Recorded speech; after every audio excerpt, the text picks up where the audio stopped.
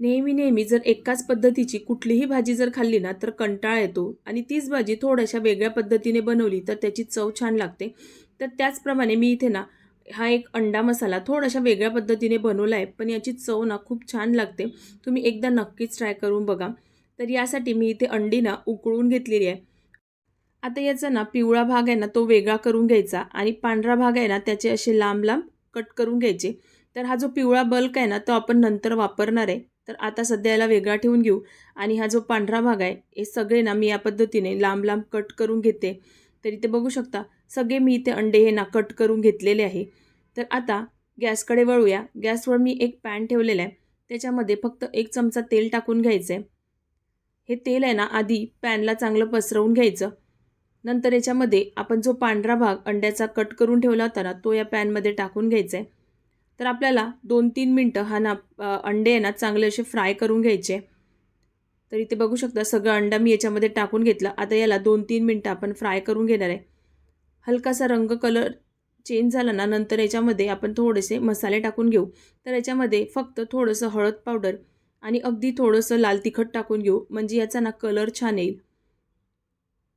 आता यालासुद्धा चांगलं असं मिक्स करून घ्यायचं आणि मिनिटभर असं परतून घ्यायचं. तर इथे बघू शकता मसाला आहे ना तो सगळा अंड्याला चांगला लागला आहे. तर आता हे आपलं तयार झालं आहे. आता हे साईडला ठेवून घेऊया. आता याच्यासाठी एक मसाला तयार करून घ्यायचा आहे. त्यासाठी मिक्सरच्या भांड्यामध्ये हे लसूण आणि थोडंसं आलं घेतलेलं आहे. यासोबतच एक मोठा साईजचा टोमॅटो घेतलेला आहे. यासोबत मी थोडीशी कोथिंबीर टाकून घेते आणि आता ना याची एक पेस्ट तयार करून घ्यायची आहे. तर इथे बघू शकता ही आपली पेस्ट तयार झालेली आहे. आता परत गॅसकडे वळूया. गॅसवर मी इथे एक पॅन ठेवून घेतला आहे. पॅनमध्ये थोडंसं तेल टाकून घ्यायचं.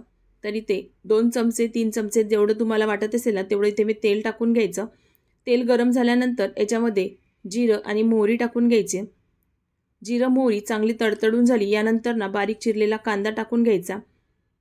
आता याला ना चांगलं परतून घ्यायचं आहे. तर कांद्याचा कलर चेंज होईपर्यंत आपण परतून घेणार आहे. आता थोडंसं परतून झाल्यानंतर मी इथे एक हिरवी मिरची टाकून घेतली आहे. तर हिरवी मिरची जर तुम्हाला नसेल आवडत तर तुम्ही इथे स्किप देखील करू शकता. तर आता याला छान परतून घ्यायचं. तर आता इथे बघू शकता कांद्याचा कलर चेंज झालेला आहे. आता आपण जे वाटण तयार करून घेतलं होतं ना ते याच्यामध्ये टाकून घ्यायचं. आता जो हा मसाला आहे तो आपल्याला चांगला ड्राय होईपर्यंत शिजवून घ्यायचा आहे. कारण आपण आलं, लसूण, टमाटर सगळं आहे ना ते कच्चं वापरलं होतं. त्याच्यामुळे चांगलं शिजवून घ्यायचं.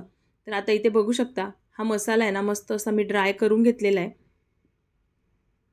आता याच्यामध्ये आपण काही सुखे मसाले टाकून घेऊयात. तर सर्वात आधी 1 चमचा लाल तिखट टाकून घेतलंय, हळद पावडर आणि इथे गरम मसाला आणि चवीपुरतं मीठ टाकून घ्यायचं. जिरे धने पावडर जर टाकायचं असेल तर ते देखील टाकून घेऊ शकता. आता हे सगळे मसाले ना ते चांगले असे मिक्स करून घ्यायचे. तर आता मसाला लागला नाही पाहिजे यासाठी मिक्सरच्या भांड्यामध्ये अगदी थोडंसं पाणी फिरवून मी टाकून घेतलं आणि परत याला चांगलं असं मिक्स करून घ्यायचं. आता हा मसाला आहे ना चांगला आपल्याला शिजवून घ्यायचा आहे, म्हणजे मसाल्याला तेल सेपरेट होईपर्यंत आपण याला शिजवून घेऊया. तर आता इथे बघू शकता आपला हा मसाला आहे ना तो तयार झाला आहे. हा मसाला चांगला ड्राय होईपर्यंत मी इथे शिजवून घेतलेला आहे. आता याच्यामध्ये आपण जे अंडी तयार करून ठेवली होती ना, जी अंडी फ्राय करून ठेवली होती ते याच्यामध्ये टाकून घेऊयात. आता यासोबतच जो आपण पिवळा भाग वेगळा करून ठेवला होता ना, तो देखील याच्यामध्ये टाकून घ्यायचा. जर तुम्हाला हा पिवळा बल्क वापरायचा नसेल तर तुम्ही तो स्किप देखील करू शकता किंवा अर्ध वापरून अर्ध तुम्ही वेगळं करून ठेवू शकता. तर मी इथे सगळंच टाकून घेतलेलं आहे आणि हा पिवळा भाग तुम्हाला जर बारीक करून टाकायचा असेल ना तरी देखील टाकू शकता. तर आता याच्यामध्ये अगदी थोडंसं ना पाणी टाकून घ्यायचं. पाणी टाकल्यानंतर आता आपण याला चांगलं असं मिक्स करून घेतलेलं आहे. मिक्स करून घेतल्यानंतर याला झाकून 5 मिनटं अगदी मंद आचेवर होऊ द्यायचं. तर आता 5 मिनटं झालेली आहेत. तर इथे बघू शकता आपल्या भाजीला आहे ना मस्त असं तेल सुटलेलं आहे आणि मस्त अशी चमचमीत आपली ही भाजी तयार होते. तर तुम्ही एकदा ना या पद्धतीने नक्कीच ट्राय करून बघा. तर आता एकदा याला चांगलं असं मिक्स करून घ्यायचं. तर तुम्हाला जास्त ग्रेव्ही पाहिजे असेल ना तर ते देखील तुम्ही ते करून घेऊ शकता. तर अजून याची चव वाढवण्यासाठी 1 चमचा इथे मी बटर टाकून घेतला आहे. म्हणजे अगदी हॉटेलसारखी आपली ही भाजी तयार होते. आता याला परत एकदा मिक्स करून घ्यायचं भाजी गरम असल्यामुळे ना जे बटर आहे ते चांगलं वितळतं आणि यासोबतच वरून मस्त बारीक चिरलेली कोथिंबीर टाकून घ्यायची. आता हा अंडा मसाला आहे ना तुम्ही चपातीसोबत खाऊ शकता, नानसोबत खाऊ शकता, नाहीतर ना पाव असतात ना पावसोबत देखील खाऊ शकता. तर एकदा या पद्धतीने ना नक्कीच ट्राय करून बघा. तर मस्त असा चमचमीत आपला अंडा मसाला तयार झालेला आहे. एका प्लेटमध्ये काढून घेऊयात. जर एकाच पद्धतीची अंड्याची भाजी खाऊन कंटाळा आला असेल ना, तर हा अंडा मसाला एकदा नक्कीच ट्राय करून बघा.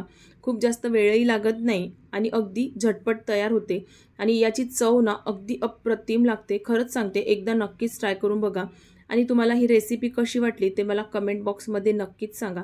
अगदी थोडी जरी आवडली असेल ना, तर व्हिडिओला लाईक करा. चला तर मग बाय बाय.